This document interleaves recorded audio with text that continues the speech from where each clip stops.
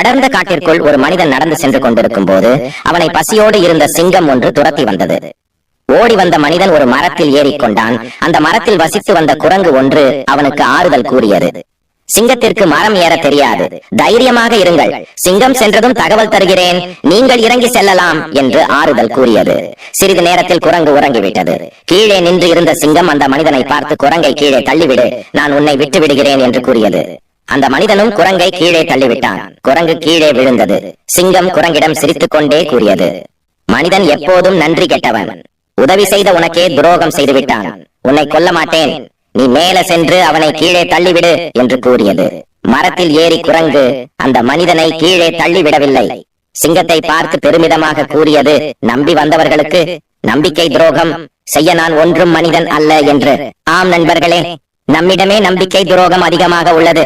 முடிந்தவரை நம்பியவர்களுக்கு உண்மையாக இருப்போம்.